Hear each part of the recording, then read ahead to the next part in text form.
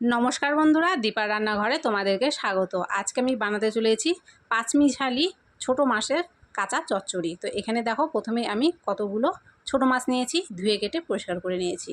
আর শুধুমাত্র আজকে আমি কিন্তু আলু ব্যবহার করব, কোনো রকম সবজি এখানে ব্যবহার করব না।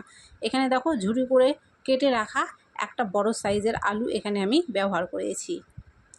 মাছের উপরে প্রথমে আলুগুলো দিয়ে দিলাম, তারপরে এখানে একটা বড় সাইজের টমেটো আমি ব্যবহার করেছি। টমেটোটাকেও আমি কিন্তু এখানে লম্বা করেই কেটে নিয়েছি। তারপরে এখানে দিয়ে দিলাম কয়েকটা কাঁচা লঙ্কা চিড়ে, দিয়ে দিলাম কয়েক টুকরো রসুন কুচি, তারপরে দিয়ে দিলাম পেঁয়াজ কুচি।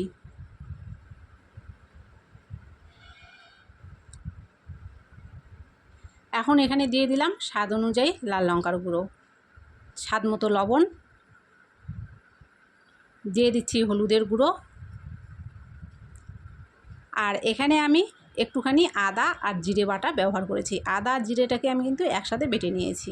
আর দিয়ে দিলাম একটু কালো জিরে। কালো জিরেটা অবশ্যই দেবে, এটা কিন্তু চচ্চড়ির স্বাদটা আরও বেড়ে যায়। আর দিয়ে দিচ্ছি কাঁচা সর্ষের তেল। তারপরে সবগুলো উপকরণ মশলার সাথে আমি খুব ভালো করে কিন্তু আগে মিশিয়ে নেব।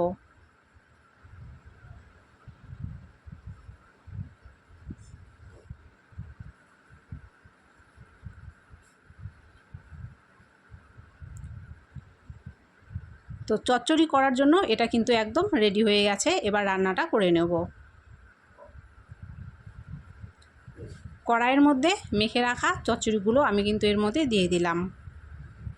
যে পাত্রের মধ্যে আমি মেখে নিয়েছিলাম সেই পাত্রটা ধুয়ে সামান্য একটু জল এখানটায় আমি দিয়ে দিচ্ছি। বেশি জলের কিন্তু এখানে প্রয়োজন পড়বে না। সামান্য জল দিয়ে ঢেকে দমে রান্না করলেই কিন্তু দেখবে হয়ে যাবে। হয়ে গেছে। এবারে এটা ঢাকনা দিয়ে রান্না করে নেব 5 থেকে 7 মিনিট।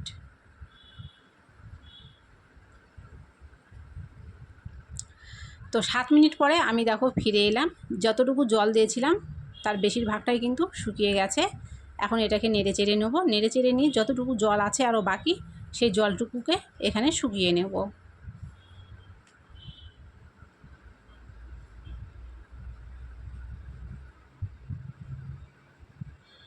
আর দেখো, এখানে কিন্তু চেক করে নিলাম, আলু কিন্তু সেদ্ধ হয়ে গেছে।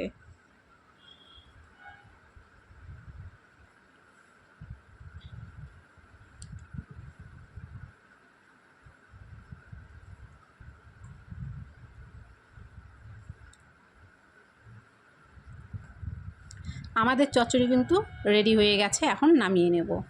তো কাঁচা মাছের চচ্চড়িটা কেমন হয়েছে কমেন্ট করে অবশ্যই জানিও। যদি ভিডিওটা ভালো লাগে অবশ্যই লাইক করো, ভিডিওটাকে শেয়ার করো, চ্যানেলটাকে অবশ্যই সাবস্ক্রাইব করো।